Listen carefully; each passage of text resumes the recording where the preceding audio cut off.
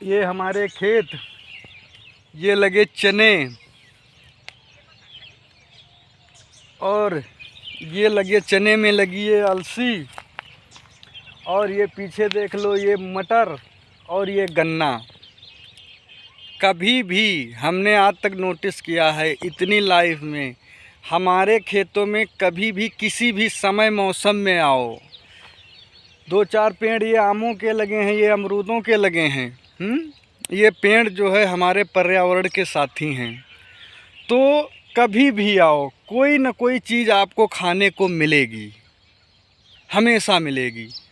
2-1 पपीते के भी पेड़ लगे हैं, केला भी इधर लगे हैं। कभी भी आओ तो ये जो है हमारे खेत, और हम एक किसान, भारत कृषि प्रधान देश, ज़्यादा से ज़्यादा जनता गाँवों में निवास करती है। गाँवों का मुख्य व्यवसाय खेती, और किसान को अपनी खेती पर नाज है, घमंड है। अपनी लहलहाती फसल को देख के उसको घमंड होता है, वो खुशी से झूम उठता है। और इस समय चने देखो, ये फलियाँ लगी हैं, ये आप लोग देखो, ये फलियाँ लगी हैं, ये लगी हैं फलियाँ, ये क्या की, और ये अलसी लगी है। देखो दोस्तों, अलसी का क्या काम होता है? अलसी का काम ये होता है कि हमारे पूर्वज लोग ये बताते हैं कि इनको जब ये तैयार होती है तो इनको खाने पर हमारे पेट की बीमारी, इसको मोटा अनाज भी बोलते हैं, चना है, अलसी है, जौ है, पेट की बीमारी ख़त्म हो जाती है। और पेट जो है पूरे शरीर की जड़ है, पूरा शरीर पेट से ही संचालित होता है। अगर आपका पेट खराब रहे तो लगभग आप बीमारियों से ग्रसित रहोगे। ये देखो मटर की फलियाँ लगी हैं, मटर की फलियाँ, और ये इसमें सरसों भी है। ये फेवर चीज़ है आज की डेट में। क्या होता है कि सभी लोग बाहर से हर चीज़ खरीदनी पड़ रही है, हर चीज़। हम इतना ज़्यादा विकास कर लिए, लेकिन हमें हर चीज़ खरीद तो रहे हैं, लेकिन उसमें पेवर चीज़ नहीं मिल रही है। अब किसान क्या है, ये खुद उगाता है, हम लोग खुद अपने आप उगाते हैं अपने खाने के लिए। तो इसमें कोई ऐसा केमिकल कुछ ऐसा नहीं मिलाया जाता है, ठीक। तो ये लगभग पूर्ण रूप से शुद्ध होती है। और ये गन्ना लगा है, गन्ना जो है आजकल, या रस पियो इसका, तो इसमें ग्लूकोज होता है, ग्लूकोज की मात्रा ज़्यादा होती है। ग्लूकोज का काम क्या होता है शरीर में? इसका उपयोग कोशिकाएं, ये जो कोशिका हमारा शरीर की जो स्ट्रक्चर, बॉडी ऑफ स्ट्रक्चर है, शरीर की जो रचना है या संरचना है, वो जो है कोशिकाओं से मिलकर बनी है। कोशिका किसे कहते हैं? कोशिका शरीर की संरचनात्मक व क्रियात्मक इकाई है, जो डिवाइडेशन में भाग लेती है, जो विभाजित होती है। इससे हमारे शरीर की ग्रोथ होती है। तो ये सीधे जो है एनर्जी के लिए सीधे ग्लूकोज के रूप में जितना भी भोजन हम सुगम रूप से पचने वाला या थोड़ा जटिल रूप से पचने वाला जितना भी भोजन पाचन तंत्र में जाता है, पाचन तंत्र क्या है? मुख गुहा से लेकर गुदा द्वार तक फैली हमारी जो आहार नाल है, विभिन्न जगहों पे अलग अलग व्यास की, मतलब अलग अलग मोटाई की, कहीं पे पतली है तो कहीं पे मोटी है। इसका ग्रास नली से शुरू, मुख गुहा से लेकर ग्रास नली, फिर ग्रास नली से ओटोमच यानी आमाशय, फिर ग्रहणी, अग्नाशय, छोटी आंत, बड़ी आंत, और फिर जो है गुदाद्वार। इनसे सबसे पचके होते हुए पाचक ग्रंथियों द्वारा रस जो है इसमें छोड़ा जाता है उससे। तो ये सुगम, इसलिए जो है गन्ने से जो निकला हुआ रस, इसमें ग्लूकोज होता है, तो ग्लूकोज को पचाना नहीं होता है, शरीर को कोई ताकत नहीं लगती, सीधे कोशिकाएं इसका उपयोग करती हैं। प्रकृति से आप जुड़ो तो अभी देखो ये आम जो है, आम में ये फूल, इसको बौर बोलते हैं, आ रहा है। इतना अच्छा आम फलों का राजा है, आम फलों का राजा है। और ये मेरा पेड़ एक लगा है, तो इसमें जो है आप चाहे जब आम खाओ, चाहे पका खाओ या कच्चा खाओ, ये है। और एक ये पीछे लगा है, इतना मीठा आम होता, चाहे कच्चा खाओ या पका खाओ। हम लोग मूली भी बो देते हैं, नींबू का भी पेड़ लगा है, अरहर भी बोई है,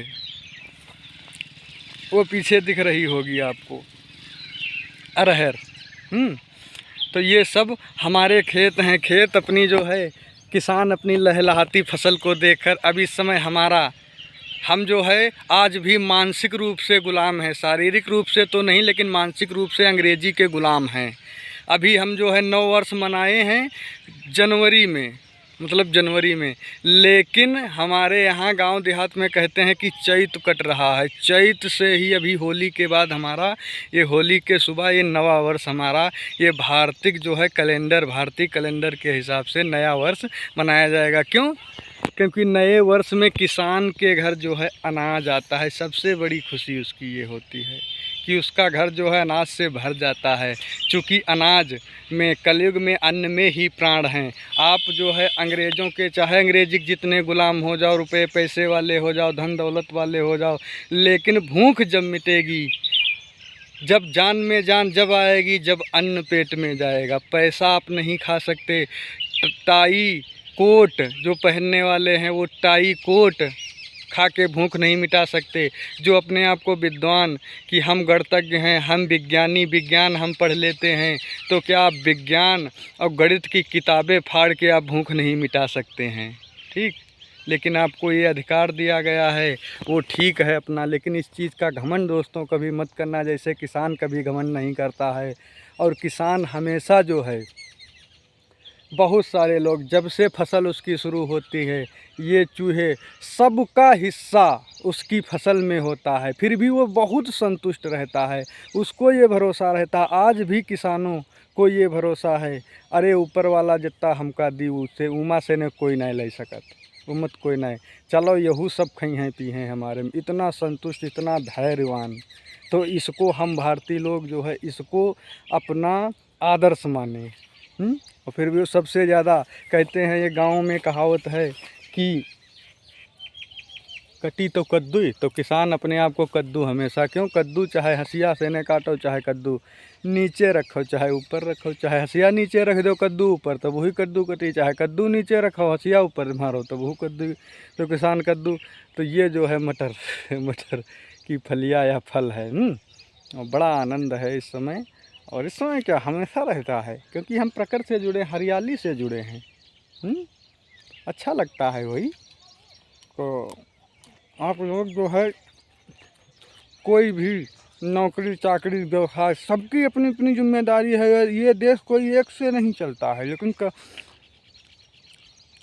ये भी नहीं है किसी वर्ग पे इस देश का बोझा ज़्यादा रहता है, वो है किसान।